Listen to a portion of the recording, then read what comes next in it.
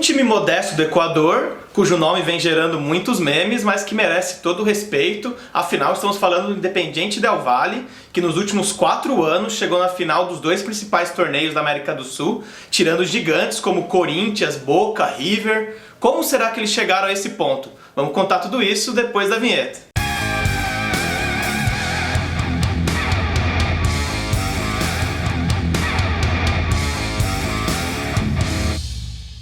Esse vídeo é patrocinado pelo aplicativo OneFootball. Acesse o link na descrição, baixe o aplicativo, diga lá qual é o seu time preferido e acesse as notícias, veja vídeos, veja o tempo real das partidas e várias outras funções especiais do aplicativo OneFootball.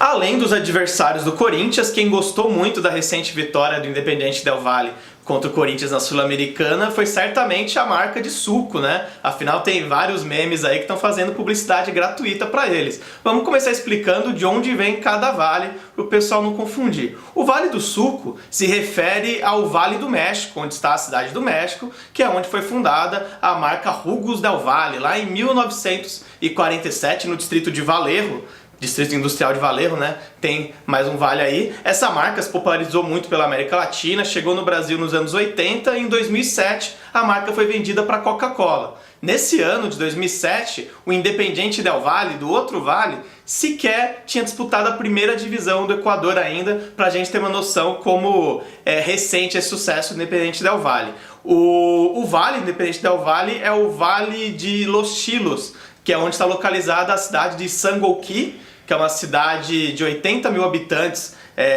na zona metropolitana de Quito, que é conhecida inclusive como El Corazón del Valle, por isso o time sempre teve essa alcunha, né, de Independiente Del Valle, e o time é recente, né, como a gente está falando. Ele foi criado só em 1958, na época com o nome de Independiente, e inclusive o símbolo foi inspirado no Independiente da Argentina, o Independiente de Avellaneda. Em 1977, quando o fundador desse time do Equador, o José Terán, faleceu, o time mudou de nome para Independiente José Terán e tinha esse símbolo que vocês vão ver aí. Então o time se chamava Independiente José Terán, mas tinha sempre esse apelido de Del Valle, e em 2014 finalmente o nome Del Valle veio oficialmente, o time mudou de nome, mudou de símbolo e virou Clube Especializado de Alto Rendimento Independiente Del Valle. Esse negócio de alto rendimento, clube especializado, faz referência ao CT do time, toda a estrutura que o clube tem, e a gente vai falar mais pra frente. E desde então, desde 2014, quando se tornou Independiente Del Valle, o time já mudou de símbolo algumas vezes, como vocês vão ver aí.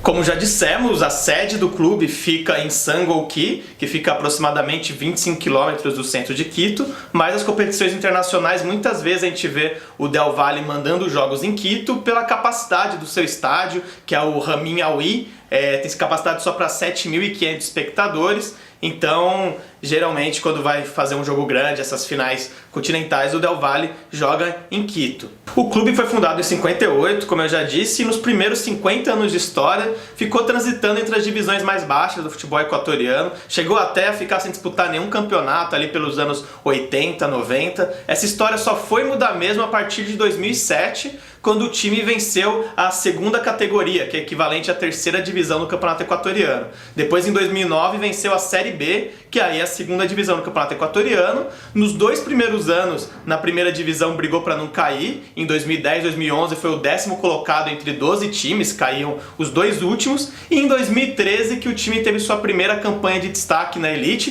que é até hoje a melhor campanha no campeonato equatoriano da primeira divisão, o vice-campeonato em 2013. Como o Del Valle tinha feito também uma boa campanha no campeonato equatoriano de 2012, a estreia em competições da Conmebol foi em 2013, na Copa Sul-Americana, quando o time caiu na segunda fase, eliminada para a Universidade de Chile. Em 2014 já veio uma campanha muito melhor, uma campanha que já teve algum destaque na época, que foi quando o Del Valle por coisa pouca não eliminou o São Lourenço, que viria a ser campeão da Libertadores em 2014. Os times estavam no mesmo grupo na primeira fase e terminaram empatados em número de pontos, em número de vitórias. O Del Valle até que tinha mais gols marcados, mas tinha um saldo de gols pior, então ficou atrás do São Lourenço por causa disso. O São Lourenço passou ali apertado, acabou se tornando campeão, e o Del Valle foi eliminado na primeira fase, mas fez bonito. O Botafogo também estava nesse grupo e o Del Valle chegou a ganhar do Botafogo no Equador, depois perdeu o jogo no Maracanã. E então, aí depois de tudo isso, teve mais algumas campanhas continentais, até chegar no grande ano de 2016, quando o time na primeira fase caiu num grupo forte até, que tinha Atlético Mineiro, Colo-Colo, o Melgar do Peru. O Del Valle não era favorito para passar, eram certamente Atlético Mineiro e Colo-Colo, mas o time conseguiu se classificar em segundo na chave,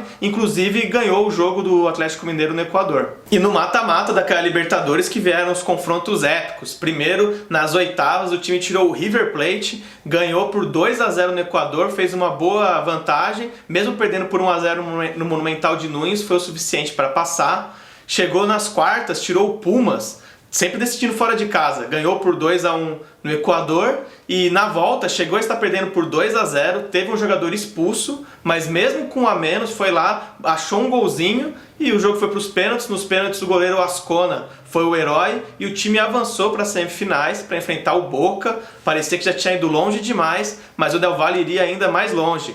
Ganhou por 2-1 no Equador. E aí, para decidir chegou a sair atrás nesse jogo, inclusive, e fez lá o 2-1. E na Bombonera, onde é tão difícil qualquer time conseguir um resultado positivo, o Del Valle ganhou por 3-2 do Boca e chegou na decisão da Libertadores 2016. Na decisão, o Del Valle vendeu caro o título para o Atlético Nacional. O primeiro jogo foi um empate por 1-1 no Equador. Na volta, o Atlético Nacional da Colômbia ganhou por 1-0, se sagrou campeão, mas até hoje falam da arbitragem, né? Reclamam da arbitragem em vários pontos da campanha do Atlético Nacional. Na final também teve lances polêmicos, mas o vice-campeonato já foi o cartão de visitas do Del Valle na América do Sul. E agora, outra campanha memorável agora em 2019 na Sul-Americana. O time foi passando primeiro por Unión Santa Fé da Argentina, Universidad Católica do Chile, Caracas da Venezuela, Independiente da Argentina, que afinal é o time que originou o nome do Del Valle, né? O time conseguiu eliminar e nas semifinais tirou o Corinthians com aquela histórica vitória por 2-0 na Arena Corinthians e agora tá aí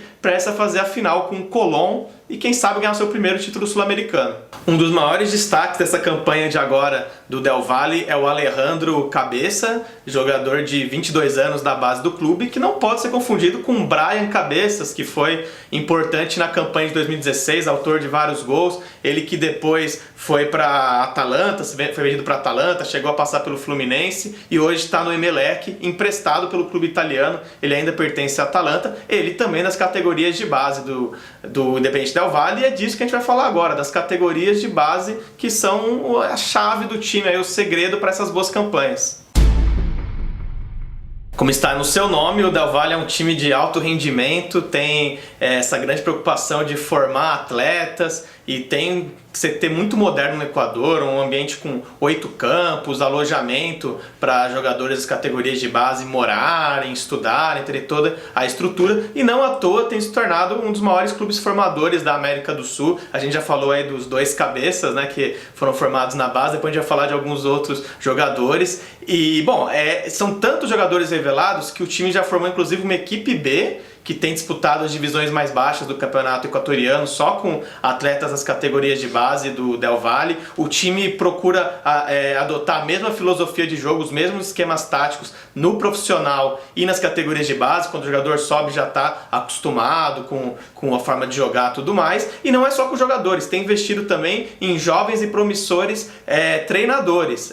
Quando foi vice-campeão da Libertadores em 2016, o treinador era o Pablo Repeto, que é um técnico uruguaio, tinha 40 anos na época. Ele já tinha sido campeão uruguaio com o Defensor e era muito promissor, fez um projeto ali no Del Valle, ficou 5 anos do clube e conseguiu chegar a essa final de 2016. Agora em 2019 o projeto é com outro treinador jovem promissor, o espanhol Miguel Ángel Ramírez, que tem só 34 anos, já passou pelo Alavés, passou por alguns clubes do futebol, pelo Las Palmas também, por alguns clubes do futebol espanhol, ficou muito tempo no Catar, onde participou daquela academia Aspire, né, que o Catar tem formado atletas. Inclusive fica a dica do nosso vídeo sobre o futebol do Catar, né, que vai sediar a próxima Copa, foi campeão da Copa da Ásia. Eles têm um projeto de categorias de base muito bom e o Ramires veio de lá. E depois de um tempo no futebol do Catar, então veio agora com o Del Valle e já montou esse grande time finalista da Sul-Americana de 2019.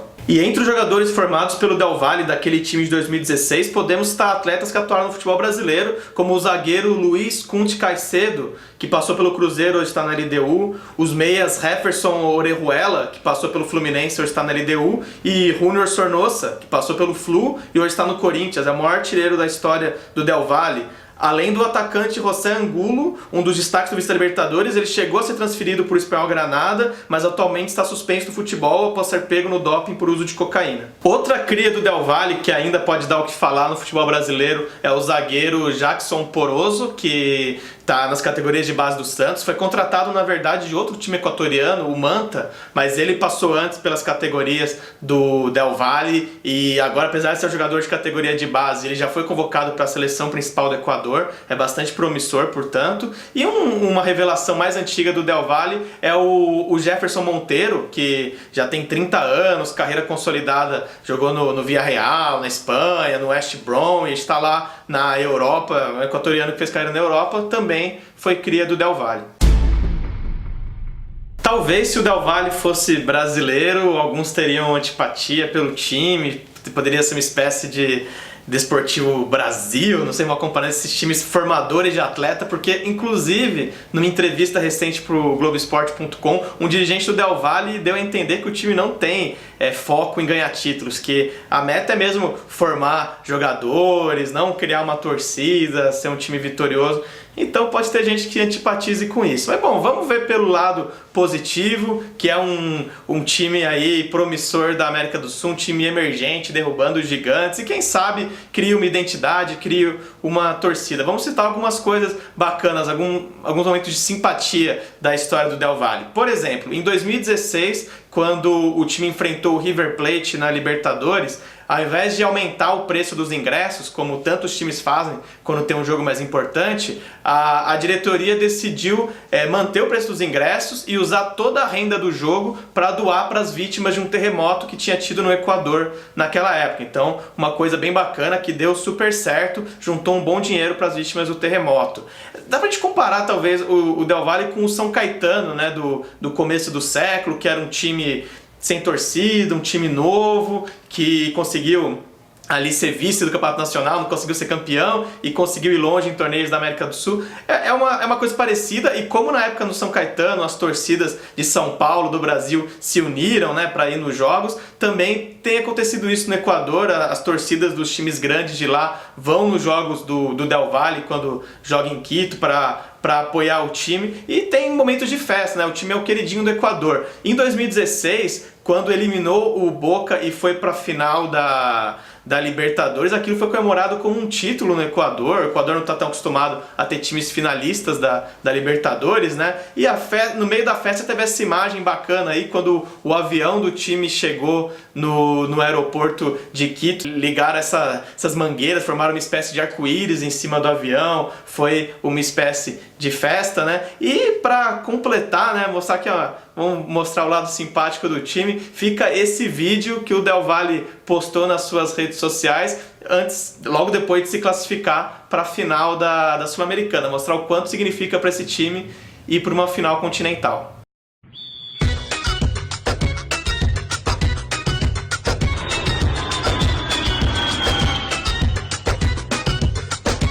E é isso, gente. Essa foi a história do Independiente Del Valle. Vamos ver no que vai dar, se o time vai ser vice de novo, se vai ganhar a Sul-Americana. Vai ser uma final com o Colón em Assunção. Para quem gosta de futebol alternativo, é uma final bem interessante, né?